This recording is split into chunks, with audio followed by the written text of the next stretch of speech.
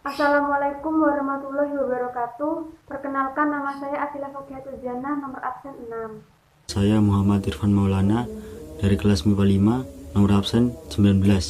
Saya Risma Ubatullah Walia, absen 26. Di sini kami kelompok 10 akan mempresentasikan mengenai kerajaan Islam di Nusantara, yaitu Kerajaan Selaparang dan Kerajaan Bima. Kerajaan Selaparang. Awal terbentuknya. Diperkirakan sejak abad ke-16, Islam hadir di daerah Nusa Tenggara, tepatnya di Lombok. Islam di Lombok diperkenalkan oleh Sunan Prapen atau putra Sunan Giri. Kemungkinan masuknya Islam ke Sumbawa melalui Sulawesi, yaitu melalui dakwah para mubalik dari Makassar antara tahun 1540 sampai 1550. Selaparang merupakan pusat kerajaan Islam di Lombok. Selaparang di bawah pemerintahan Prabu Rantesari.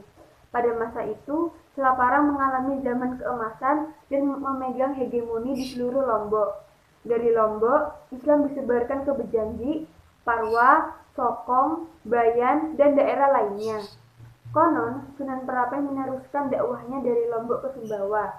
Selaparang juga mengembangkan hubungan dengan beberapa negeri, terutama dengan Demak. Pada abad ke-17, seluruh kerajaan Islam di Lombok berada di bawah pengaruh kekuasaan kerajaan Goa. Pada tahun 1633, kerajaan Bima ditaklukkan.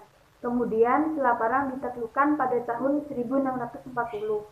Hubungan antara kerajaan Goa dan Lombok dipererat dengan cara pernikahan, seperti Pemban Pejanji dan Pemban Parwa. Setelah terjadinya perjanjian Bungaya pada tanggal 18 September 1667, kerajaan-kerajaan yang ada di Nusa Tenggara mengalami tekanan dari VOC. Dengan keadaan tersebut, pusat Lombok dipindahkan ke Sumbawa pada tahun 1673. Tujuan pemindahan tersebut adalah agar dapat mempertahankan kedaulatan kerajaan-kerajaan Islam di pulau tersebut dengan dukungan pengaruh kekuasaan Goa. Alasan kerajaan Lombok dipindahkan ke Sumbawa adalah karena Sumbawa dipandang lebih strategis daripada pusat pemerintahan di Selaparang. Di samping itu, juga mengingat adanya ancaman dan serangan dari VOC yang terjadi terus-menerus. Perkembangan. Kerajaan Selaparang tergolong tangguh. Bahkan, laskar lautnya mampu mengusir Belanda yang hendak memasuki wilayahnya pada 1667 sampai 1668. Selain itu, laskar lautnya juga pernah memukul mundur kerajaan Gel-Gel atau Bali yang menyerang sebanyak 2 kali. Kerajaan ini semakin mengalami kemajuan pesat setelah dipindahkan ke desa Selaparang sekarang ini. Selaparang menjadi pusat kerajaan Islam di Lombok di bawah pemerintahan Prabu Rantesari. Pada masa inilah Selaparang mengalami masa keemasan dan memegang hegemoni di seluruh Lombok. Kebijakan pemerintahan Kerajaan Selaparang. Politik. Kerajaan Selaparang tergolong kerajaan yang tangguh, baik di darat maupun di laut. Laskar lautnya telah berhasil mengusir Belanda yang hendak memasuki wilayah tersebut sekitar tahun 1667 sampai 1668 Masehi. Namun demikian, Kerajaan Selaparang harus merelakan salah satu wilayahnya dikuasai Belanda, yakni Pulau Sumbawa, karena lebih dahulu direbut sebelum terjadinya peperangan laut. Di samping itu, laskar lautnya pernah pula mematahkan serangan yang dilancarkan oleh kerajaan Gel-Gel Bali dari arah barat. Bahkan wilayah kerajaan Selaparang sampai dengan Sumbawa bagian barat. Sosial. Agama Islam masuk melalui perdagangan. Mula-mula pedagang datang untuk berdagang. Kemudian banyak di antara mereka yang bertempat tinggal menetap bahkan mendirikan perkampungan-perkampungan. Para pendatang dengan suku Sasak mengadakan hubungan saling menghormati. Ekonomi. Setelah pertempuran sengit tersebut, Kerajaan Selaparang mulai menerapkan kebijaksanaan baru untuk membangun kerajaan dengan memperkuat sektor agraris.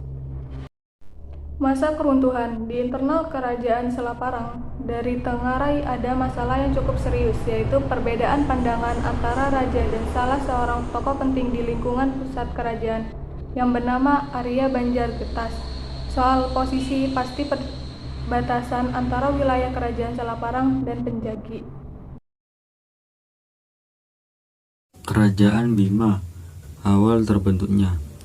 Pada awalnya, Kesultanan Bima merupakan sebuah kelompok masyarakat suku Bima yang menganut paham animisme dan dinamisme. Masyarakat ini kemudian disatukan bersama suku-suku lain di sekitarnya. Penyatuan ini dilakukan oleh Sang Bima yang mengajarkan agama Hindu dari Jawa.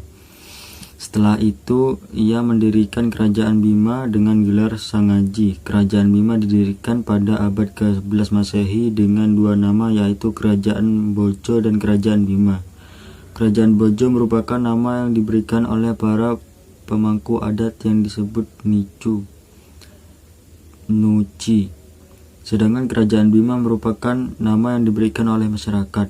Setelah membentuk kerajaan, Sang Bima pergi ke Kerajaan Medang. Ia kemudian mengirim kedua putranya yang bernama Indra Zamrud dan Indra Kumala ke Kerajaan Bima. Indra Zamrud diangkat menjadi Sangaji di Bima, sedangkan Indra Kumala menjadi Sangaji di Dompu. Pada tahun 1540 Masehi, para mubalik dan pedagang dan Kesultanan Demak datang ke Kerajaan Bima untuk menyiarkan Islam. Penyebaran Islam dilakukan oleh Sunan Prapen, tetapi tidak dilanjutkan setelah Sultan Trenggono wafat pada tahun yang sama pada tahun 1580. Penyebaran Islam dilanjutkan oleh para mubalik dan pedagang dari Kesultanan Ternate yang diutus oleh Sultan Babullah. Selanjutnya penyebaran Islam di Kerajaan Bima diteruskan oleh Sultan Alauddin pada tahun 1619. Ia mengirim para mubalik dari Kesultanan Luwu, Kerajaan Talo, dan Kerajaan Boni. Kerajaan Bima akhirnya menjadi kesultanan setelah kerajaan yang bernama Lakai menjadi menjadi Muslim pada tanggal 15 Rabiul Awal tahun 1030 Hijriah. Agama Islam kemudian menjadi agama resmi dari para bangsawan dan masyarakat kerajaan.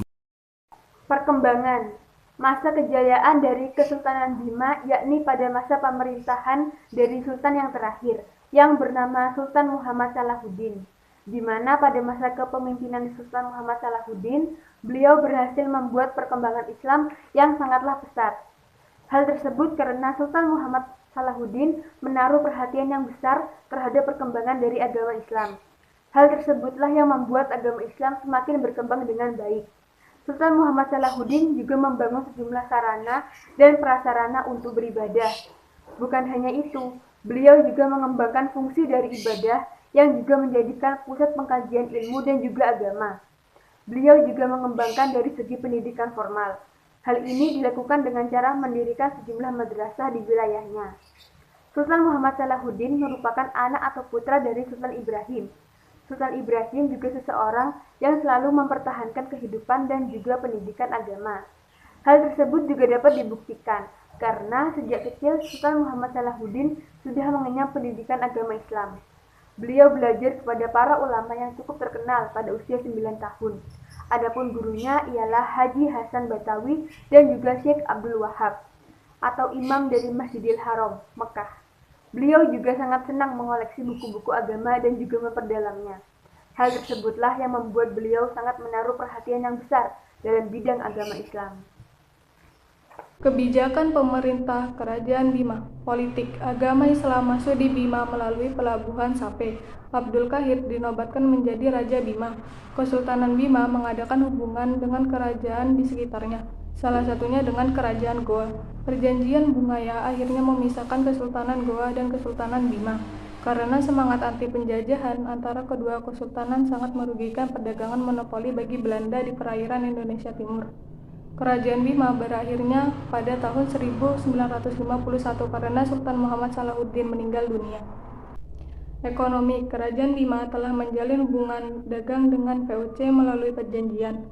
Kerajaan-kerajaan di Pulau Sumbawa tidak boleh atau dilarang mengadakan hubungan politik maupun dagang dengan daerah-daerah lainnya, dengan bangsa Eropa lain atau dengan seseorang kecuali dengan persetujuan dan izin dari VOC. sosial agama Islam relatif mudah diterima karena orang Bima sebenarnya telah lama mengenal agama Islam melalui para penyiar agama dari tanah Jawa, Melayu, bahkan dari para pedagang Gujarat, India, dan Arab di Sape. Bima menjelma menjadi pusat penyebaran Islam di wilayah timur Nusantara. Saat ini di beberapa daerah di Bima terjadi percampuran antara Islam dan tradisi lokal. Masa keruntuhan. Kesultanan Bima runtuh akibat ulah dari Belanda.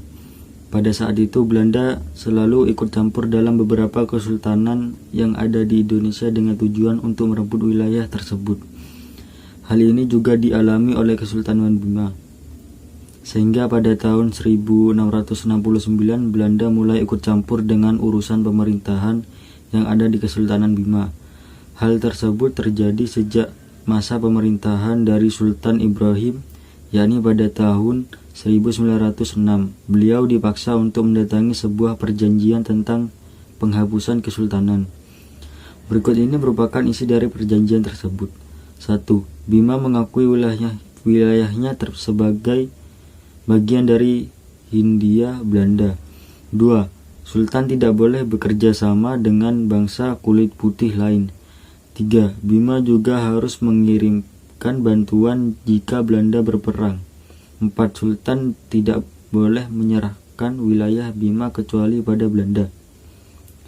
Pada saat itu Bima mempunyai hubungan relasi dengan Kesultanan Goa yang berada di Makassar. Penyebaran dan juga pemundurannya terjadi pada waktu yang bersamaan dengan Kesultanan Goa. Pada saat itu Kesultanan Goa juga menandatangani perjanjian, yakni dinamakan Perjanjian Bongaya, tepat pada tahun 1667. Sedangkan Kesultanan Bima pada awalnya menolak hingga pada akhirnya terdapat keinginan untuk menyerang kepada Belanda dalam perjanjian pada tahun 1669 di bawah kepemimpinan dari Sultan Abdul Khair, Sultan Bima yang kedua. Kesultanan Bima terakhir pada sekitar tahun 1951. Hal ini dikarenakan Sultan Salahuddin wafat, sehingga Bima menjadi daerah kabupaten yang berada di Provinsi Nusa Tenggara Barat. Sekian presentasi dari kelompok kami. Wassalamualaikum warahmatullahi wabarakatuh.